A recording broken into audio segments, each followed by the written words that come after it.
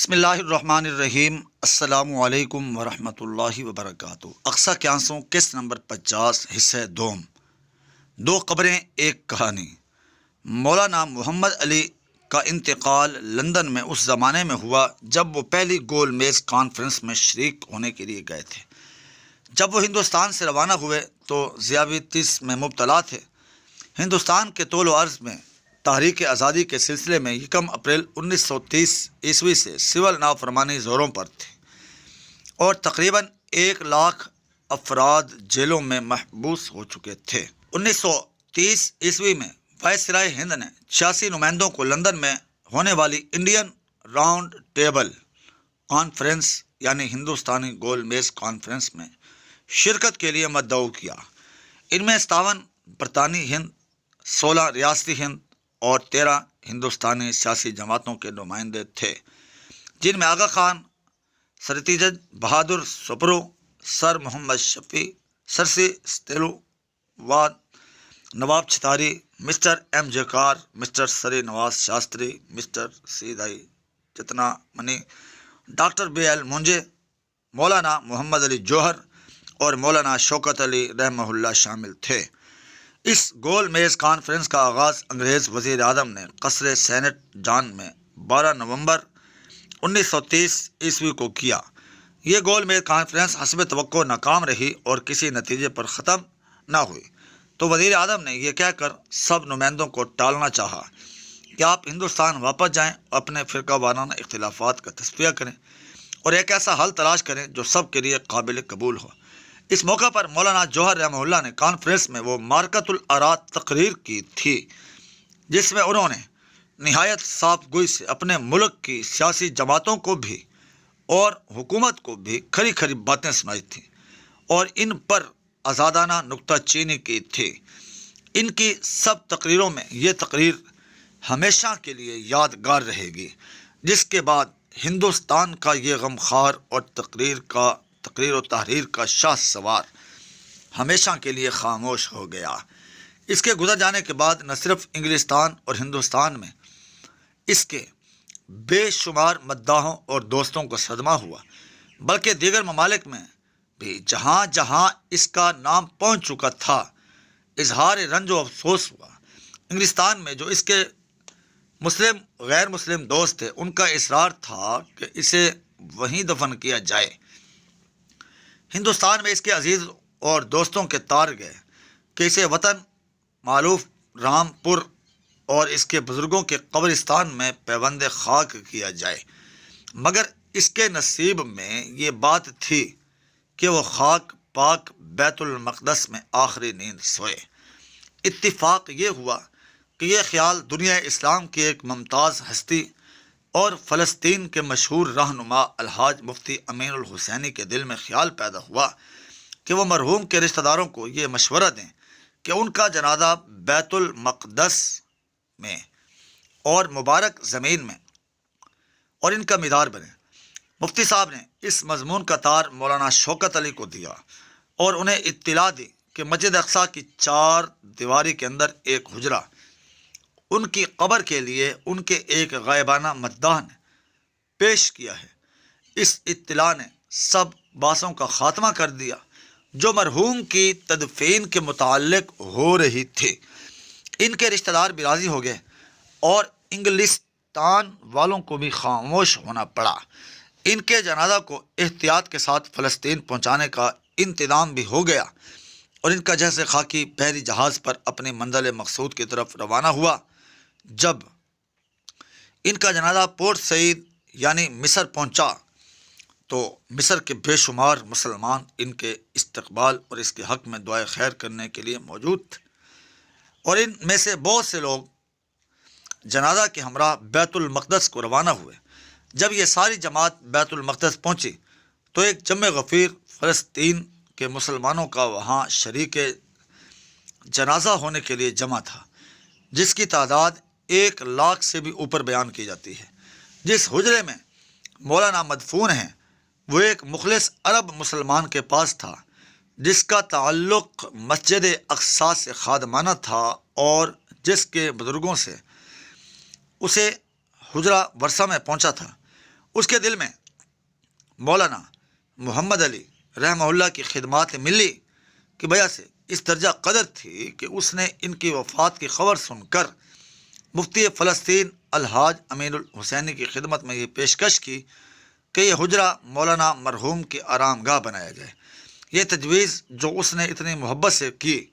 فلسطینی مسلمانوں کی اخوت اسلامی کی زندہ مثال اور اثار کی غیر معمولی نشانی ہے، کیونکہ ایسی جگہ پر تھوڑی سی زمین بھی بڑے بڑے داموں پر نہیں مل سکتی۔ اس شخص نے کوئی معاوضہ اپنے حجرے کا نہیں لیا اور اب تک بلا معاوضہ اس کی کلید برادری کا ذمہ دار ہے۔ اس زمانے میں متعدد ہندوستانی زائرین نے بتایا کہ جب اس نے حجرے کا دروازہ کھولا، مزار دکھایا، تو زائرین نے چاہا کہ کچھ روپے اس کو بطور نذرانہ پیش کرے، مگر اس سیر چشم شخص نے کچھ لینے سے عذر کیا۔ دوسری قبر اس کم نصیب کی ہے جس نے مسلمانوں کو امریکہ اور برطانیہ کی غلامی میں گرفتار کروایا، خلافت عثمانیہ سے غداری کر کے حجاز مقدس کو اس سے جدا کیا اور پھر خود بھی اپنے آقاؤں کی نظر سے گر کر گمنامی کی موت مرا۔ دنیا اسے شریف حسین کے نام سے جانتی ہے۔ اس کی قبر بھی مولانا جوہر رحمہ اللہ کی قبر کے قریب ہے، لیکن فلسطینی مسلمان اس کے قریب جانا بھی اپنی توہین سمجھتے ہیں، جبکہ مولانا جوہر رحمہ اللہ سے وہ عقیدت اور محبت کا سلوک کرتے ہیں۔ حالانکہ شریف حسین ان کا ہم زبان اور ہم قوم تھا اور مولانا ہندوستان کے اجنبی مسافر تھے جن سے ان کا کوئی مادی رشتہ نہیں بنتا تھا، لیکن بات وہی ہے کہ اللہ تعالیٰ کے نزدیک کچھ انسانی صفات کی ایسی قدر ہے کہ ایسا شخص ظاہراً اپنے مقصد میں کامیاب نہ بھی ہو تو وہ عزت و احترام کا مستحق قرار پاتا ہے، اور جو ان سے محروم ہو تو وہ دنیا کے بہت سے کھوٹے سکے جمع کر لینے کے باوجود بے قدر اور بے عزت رہتا ہے۔ شریف حسین نے حکومت کی لالچ میں آ کر صرف عربوں سے ہی نہیں، ہندوستان کے مسلمانوں سے بھی بدترین غداری کی۔ اس نے حضرت شیخ الہند رحمہ اللہ کو، جو سلطنت عثمانیہ کی مدد لے کر انگریزوں کو ہندوستان سے نکالنا چاہتے تھے، گرفتار کر کے انگریزوں کی قید میں دے دیا۔ اگر یہ ایسی حرکت نہ کرتا اور حضرت الشیخ افغانستان کے مسلمانوں کو ساتھ لے کر عثمانی اسلحے اور ماہرین کی مدد سے ہندوستان پر حملے میں کامیاب ہو جاتے اور ان کے ساتھی ہندوستان کے اندر سے شورش برپا کرتے، تو ہندوستان سے نکالنے کے ساتھ ساتھ سلطنت عثمانیہ کو انگریزوں سے محفوظ کیا جا سکتا تھا۔ لیکن انگریزوں کے ورغلانے میں آ کر اس شخص نے گھناؤنا کردار ادا کیا، اور پھر جب انگریزوں کی نظر میں آل سعود جچ گئے، انہوں نے اس کو اردن کی طرف بھاگنے پر مجبور کیا، اور یہ شخص اپنے پیچھے اسرائیل کے پڑوس میں حکمرانوں کی ایک غدار نسل چھوڑ کر مر گیا۔ اس کو انگریز سرکار کی اما پر بیت المقدس میں دفن کی جگہ دلوائی گئی، لیکن انگریز اسے وہ عزت کہاں سے دلواتے ہیں جو اہل وفا کو نصیب ہوتی ہے۔ بیت المقدس کی مغربی دیوار کے پاس موجود یہ دو قبریں، بندہ کو اس دیوار میں ان قبروں کی صحیح جگہ کا علم کوشش کے باوجود نہ ہو سکا۔